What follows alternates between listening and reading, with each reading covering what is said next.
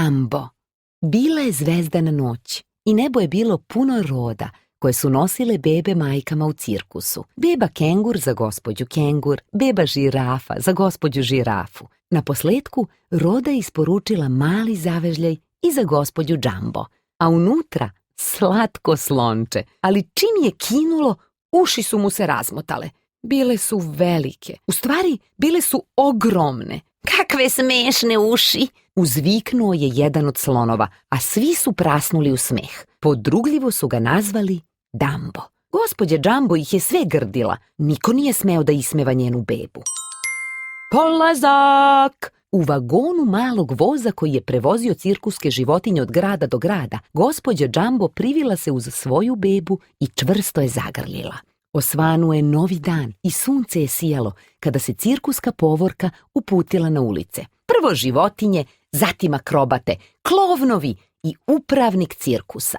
Publika je na ulicama gledala paradu, tapšući i smejući se, uzbuđena što će vidjeti delić cirkuske predstave, a uskoro je i Jumbo mlađi trebalo da nastupi. Međutim, neposredno pre predstave, radoznali gledaoci posetili su šatore u kojima su živele životinje. Nekoliko obesnih mladića primetilo je Dumba i počelo da ga zadirkuje. Hej, jesi li ikada video nešto smešnije? Doviknuo je jedan od njih. Pogledajte uši!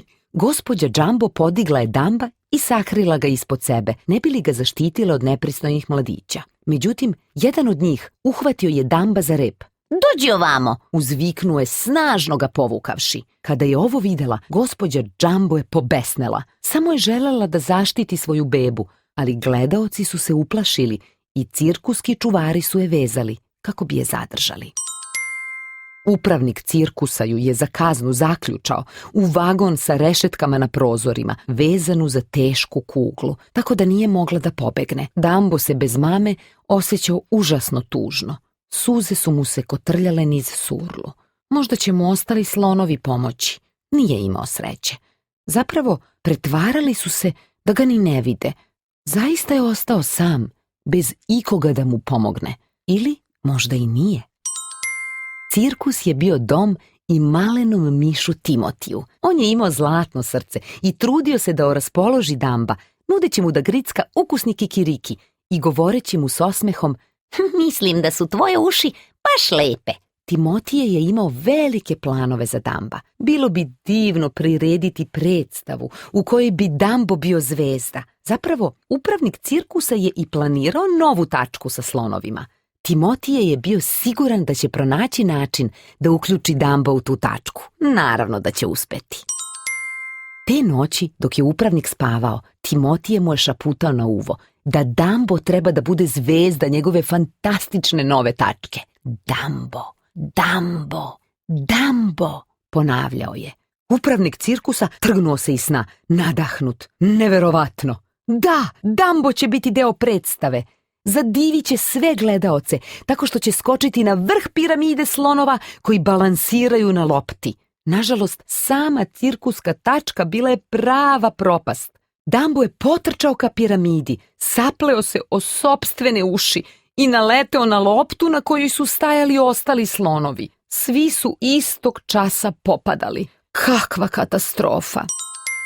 Nakon sveg tog haosa, Dumbo je počeo da radi sa klovnovima. Trebalo je da njihova tačka bude smešna, ali kostimirani Dumbo se uopšte nije zabavljao. Tokom cirkuske tačke, klovnovi su se pretvarali da su vatrogasci i da moraju da spasu Dumba sa veoma visoke građevine postavljene na sred scene. Kako bi nasmejali publiku, klovnovi su prskali vodu u lice slončetu. Iako se Dumbo plašio, terali su ga da skoči u kadu punu sapunice, postavljenu u središte ringa. Ovog puta je publika bila oduševljena, ali Dumbo je bio još tužniji nego ranije.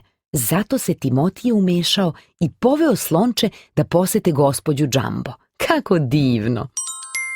Gospođa Jumbo je i dalje bila zatočena. Lanci su je stezali, ali je ipak uspela da proturi dugačku surlu kroz rešetke i pomazi svoju bebu. Zatim ju je podigla i nežno ljuljala, pevajući: Bebice moja, nemoj da plačeš.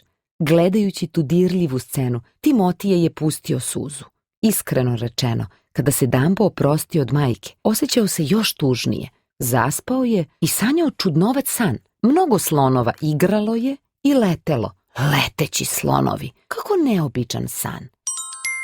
Narednog dana Dumbo se sa Timotijem probudio na vrhu drveta. Neverovatno. Šta su tu radili? Kako li su tamo dospeli? Da li je Dumbo skočio tako visoko? Nema šanse. Nemoguće. Zatim je iznenada miš sve shvatio. Dumbo mora da je doleteo tamo, zamahujući svojim ogromnim ušima. Da, to je moralo biti to. Tvoje uši su savršena krila. Uzbuđeno je uzviknuo Timotije. Sada je bio ubeđen da će se slonče proslaviti. On je bio jedini leteći slon na svetu. Dumbo nije bio tako siguran. Da li je zaista to umeo? Kako bi ga ohrabrio, Timotije mu je dao perce, rekavši mu da je ono čarobno.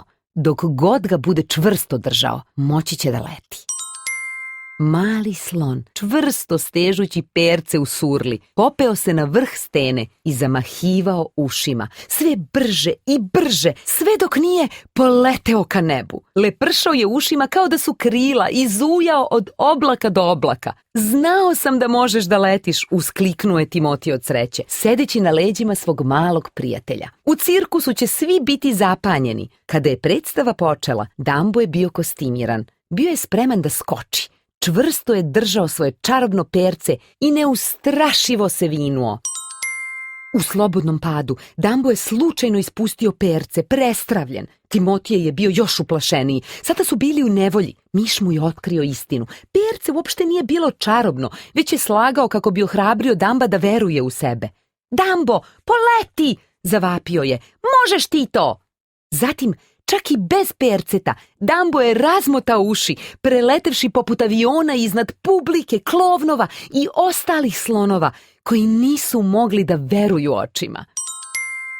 Tako se završava priča o Dumbu, slončetu koje je umelo da leti. Od tada je postao slavan širom sveta i putovao u sopstvenom cirkuskom vagonu, šćućuren pokraj svoje mame.